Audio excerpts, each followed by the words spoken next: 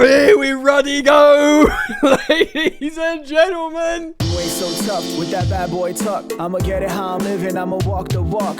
Outline my lines, I rap through thought. Oh, that boy Steve-O and the dying embers. Oh, sinking those ruddy scarces. Those champions of the Premier League coming up into our gaff. Huh? Huh? You bald fraud, not Maresca, bald genius, who's been sent off at the end of the game. Absolute incroyable scenes. Oh my word. Chelsea 2, champions of England, the Premier League. 1, that's right, world champions, trumps, Premier League champions. Nom nom nom nom nom. Done out here, mate. I'm scorelazzo. From Moises Caicedo, the player who snubbed Liverpool. Kissing the badge, pointing to it, showing, yeah, I never wanted these guys. Screw these guys. It's all about Chelsea. And I tell you what, another midfielder that snubbed Liverpool for Chelsea, Lavia coming off the bench, looked super important. And that boy Steve-O, the Brazilian teenage sensation, getting his teenage kicks right in the dying embers, the 95th minute. Oh, to seal all 3 points. And there is so much to talk about, guys. Player performances, sad situation with the defenders, decimated in defence, all centre-backs injured now. But fortunately, and this is the only time you'll ever catch me saying this, fortunately now it's an international break for Chelsea, so maybe some of these men can come back. But the biggest of 3 points in an important time. I know Liverpool haven't been at their best, and they have been flawed. And also they were about Alisson. But actually, the team they put out there is probably their strongest lineup right now, in what they should be playing in the absence of their first choice goalkeeper. And by the way, Mamardashvili himself isn't a bad goalkeeper. I'll take him at Chelsea. Do you know what I mean? This is where we're at. By the way, you've probably noticed, for the moment, we're going back to this format for match reviews, SofaScore, live takes here on OBS, using the Shure SM7B. Just very quickly, technical announcement. Daily content, the Chelsea news will be the edited versions with the lapel mic. But for match reviews, I want to do an instantaneous one take. And you guys like this, this kind of format as well. So it is a bit of both, mate. It's a bit of both. And I just wanted to let you know now. Oh, but I'm feeling good. Let me know if you're feeling good. Please do. Drop a like on this video. There's daily content here. And it's the feel good train, baby. So thank you for liking and subscribing. Let's get into it. It's just so sweet. Nothing like a last-minute winner against the Scousers at home, especially when it's a Stevau goal. But how did it go? So let's have a look, yeah?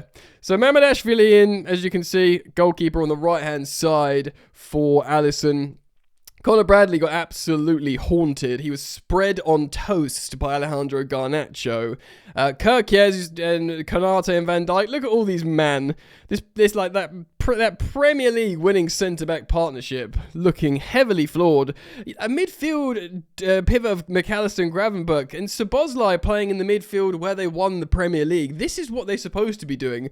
Not like, trying to figure out how to work Florian Wirtz, who, by the way, as you can see at the bottom of the screen there, came on, and apart from one wicked little touch, he didn't do anything.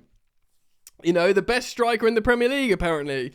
I have been caught saying that before. Isak up top, flanked by Gakpo and Salah. This is what Liverpool should be doing. And I saw that and I was like, fear and pain. Because I'll tell you why fear and pain. Because this is how we lined up. Rob Sanchez in goal. I will forever be in fear of that. Now, of course, our fullbacks are different gravy granules, mate. Cucurella and Reece James, I will happily deposit in the bank, very happily. But yeah, Badir Shields' return was a positive, and of course the youngster Josh Champong, teenager still. This is far from Chelsea's first choice starting centre back partnership. Unlike Liverpool, have got their first choice. We're down to the bare bones, and of course you can't write this stuff. Both of them come off injured. to the point where we ended the game with Reece James. And what is Reece James? He's an amazing footballer. He can play everywhere, but he trained in the academy as a centre forward. That's why he's a good goal scorer. He's won the Champions League as a right wing back. He kept Wigan in the Championship playing as a midfielder. He's playing now in a hybrid. Tuchel started using him as a right centre back and a free. But like, he's not a centre-back and a back two. Yeah, he did a great job here. And of course, Hatto, who we've brought in predominantly to be a left-back, playing in that role there. So we are down to the bare bones. The bare bones we are down to. Yeah. So midfield partnership of, interestingly, Moises Caicedo, the best central defensive midfielder in the world, as Jeremy Clarkson might say. And Malo Gusto, there we got an assist in a position I don't like seeing him playing in what would be the right pocket as the heat map here. A little bit more right back. Of course, that's due to the injuries. But early doors, he was playing more inwards in inverted. But of course, as the injuries dictated later on, he had to play as a conventional right back. Fernandez, left pocket. And Neto, right winger. Garnacho, left winger, who's getting loads of joy, actually. Garnacho, look, he's the highest rated player on SofaScore out of Chelsea's front four. We'll speak about him. Joao Pedro has looked off it for a little while. Good link-up play every now and again. And this is worth talking about. Like, I know he didn't get a high rating on SofaScore, but Mark Yu, he does get minutes. He exists. The curse is lifted. The conspiracy isn't real. He's a footballer that plays football for Chelsea, mate. He's there. Yeah? And even if he's just occupying centre-back so the other guys can cook, like your Stevals, it's important, bro. We see substitute appearances. Yeah, he absolutely went for it. Arneslot, Wirtz, Robertson, Curtis Jones, Ekitiko, and Endo. And of course, Uriel Hatto had to come on to be a centre-back. Gittins came on, looked pretty good, forced a decent save, had a moment, good runs. So Gu occupying centre-backs, Hatto had to play centre-back. Lavia, I'm going to spend a moment on talking, and of course, Stevo getting the all-important goal. Arneslot got a booking, Maresca got a booking, he got a second booking, of course, resulting in a red card, which will see him suspended for the return of the league after the international break. We're away at the City ground. Fingers crossed, everything crossed, that by then they haven't sacked Ange Postecoglou, which is a massive possibility, but hopefully we can set up in a way where Willy Caballero on the touchline is enough. And oh my god, can I just say, worth it for Maresca to like have that celebration and that second yellow and that red card. It's worth it. So look, to be fair, yeah, let's look at the attacking momentum meter. Liverpool did start well. If you can look at the top left of your screen now, Liverpool did start well at opening minutes, but then Chelsea dominated the game ultimately. Of course, Liverpool came back into it in the second half, but ultimately Chelsea were well worth the win.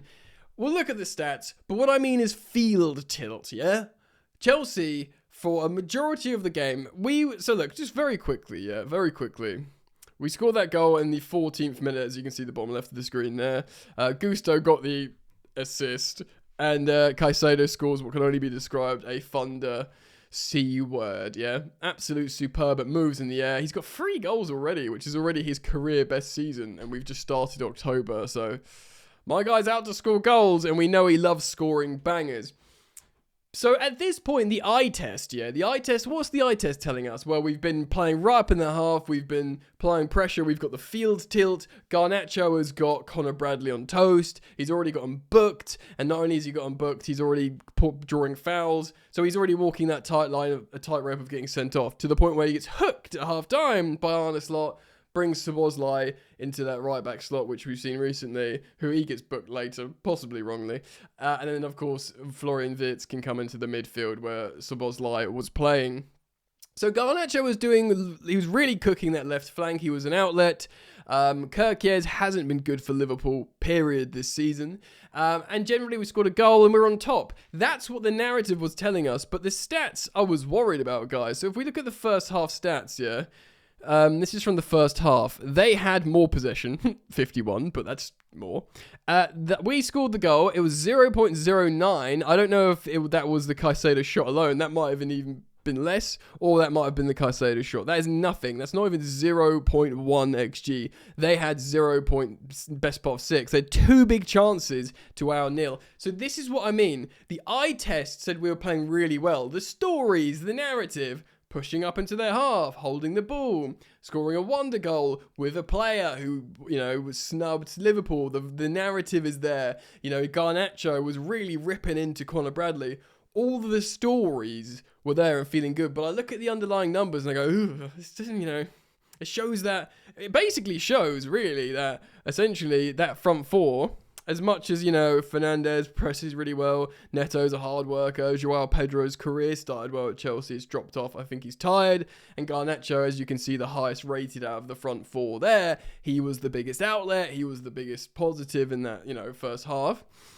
It really wasn't capitalizing. Now, of course, we're missing Delap, we're missing Cole Palmer, maybe in future Stevell starts, but I can see why we use him off the bench in this instance, because Neto works really hard, Garnacho works really hard, you see Stevell making silly mistakes sometimes, and against Liverpool, you can't, so I get it, you utilising him as a weapon off the bench against a tired defence, rather than, starting him. But if we go back to statistics and look at the second half, again, Liverpool higher. We had 2 big chances to their 1, but they were generating more XG. And you had Gary Neville saying into that second half, I only see one winner here. It's Liverpool. Chelsea, of course, we've been pushed back a little bit. We've got the injuries to both centre backs, which is hugely concerning. But you know what he also said, and I agree, and maybe this is part of the headline of the video, we were outstanding. We were outstanding for how we played towards the end, how we never stopped believing, don't stop believing, etc. And we went for the win and we got it. Say what you want about this Chelsea team. It's got heart and it comes out every now and again. It fluctuated in and out last season. We had dips, but there were moments. There were important comebacks in terms of the character arc, the narrative arc of last season, which saw us get top 4, comfortably win the Conference League, win the Club World Cup, showing character when it counts. This is one of those moments. Now, I know this is a flawed Liverpool to a degree, but this is a Liverpool that had really good players on the pitch, much more senior players than Chelsea. This is a Liverpool attack that we saw the likes of, Salah, Gakpo, Isak, Ekitike, Florian Wirtz, other footballers. Good, really seasoned footballers that know the team, that have leadership. That's not something we have yet, They had lots of good defensive players utilised and rotated. We had 2, centre-backs that are well down. They're probably are they 5th and 6th choice centre-backs? If you say Fofana and Colwill when fit, and then you'd say Chalobah and Tosin, 5th and 6th, 6 centre-backs out, and you could talk about Disassi, you could say 7 centre-backs. All the centre-backs are unavailable. Mental. But despite all the adversity, Chelsea beat Liverpool, and it's a huge win because of this injury. So let's talk about player performances. Rob Sanchez in goal, fine. I don't really have a problem on the goal. He did kick the ball immediately to the opposition at one point, which made me think, oh, he's playing the hits here. He did claim the ball a couple of good times. I'm giving him a pass. I'm not gonna critique him. My opinion's not gonna change on him now, so let's not waste airtime. I think Cucurella was excellent. Of course, you got the winning assist as well, but the way you can rely. The way you can rely on Cucurella for 90 minutes every single game, and he can sit on a yellow card for 80 minutes and ride it out and still be really tenacious, incredible. Similarly, Reece James, Waxler, he made one pass into Garnacho that was just absolutely insane. Was it Garnacho or Gittins? Just absolutely insane. Badiashile, such a shame he's out because I was talking about, the understated importance of his return. This left footer who can pass well, he's good, he's really big and strong. Hopefully his injury is not too serious. Because we need him. We need all of them. And Joshua Champong, he's got the lowest rating here on SofaScore, which I think is a bit harsh. But he had that amazing moment where he won the ball back in his defensive third and dribbled it up the pitch. Very, very progressive. I hope for him as well, because he is.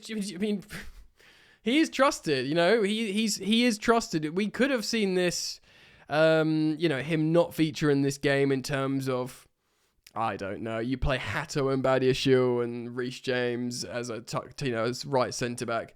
And in this game, to be honest, we all thought Reece James was going to play as a CDM next to Caicedo, and Gusto would be the right back. And no, it was, as much as I don't like Gusto in that inside role, it was really nice to see Reece James play as a proper right back, as an intelligent defensive right back. It makes you feel warm and fuzzy and safe, which we needed against Liverpool. And, by the end, Gusto was playing right back, and he had a passable performance.